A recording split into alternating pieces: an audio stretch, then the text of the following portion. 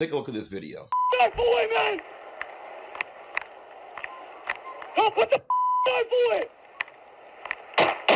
That was the moment, the violent end to a short confrontation on Highway 101. You can see here there is something in the man's hand. CHP says it was this 4-inch knife.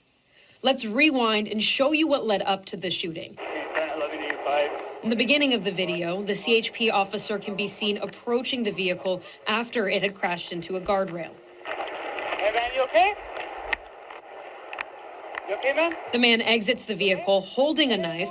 The officer commands the man to put the knife away. Put the knife away! A total of 7 times while walking backwards. This officer, in the short video that I saw, that I can tell, did everything right. He did everything by the book. He did everything to really, first of all, which is the most important thing, to really ensure his safety.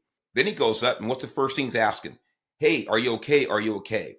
He's looking out for the victim, the person involved in this crash.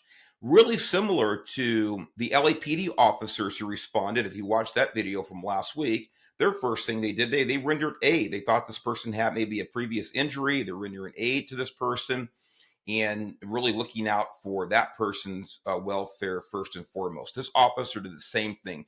The reason I tell you these things and identify those is because I really want to set up the fact that all of his training came into play here. And from what I can tell, he did everything right, including how he handled this assault. And that's what it was by this person. He told this person to drop that weapon 7 separate and distinct times, 7 times. And the entire time, the officer is backing away from this individual.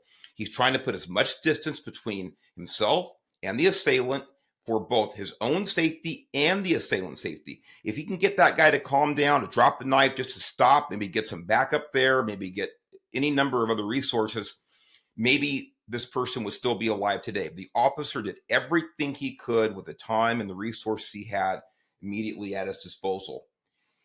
But if you notice something there, this assailant is a lot closer than 21 feet to the officer. If anything, I'd say that's the only thing the officer did. I won't even say wrong, that maybe if there's a way he could have backed up quicker. But, in other words, I'm splitting hairs here. This person was able to close within 21 feet. And that at that point, from what we can see, for a long time, the officer had not drawn his weapon. He does eventually. But that assailant probably could have made contact, probably could have injured that officer, certainly assaulted him before he could have drawn his weapon or used any other means to defend himself at his disposal.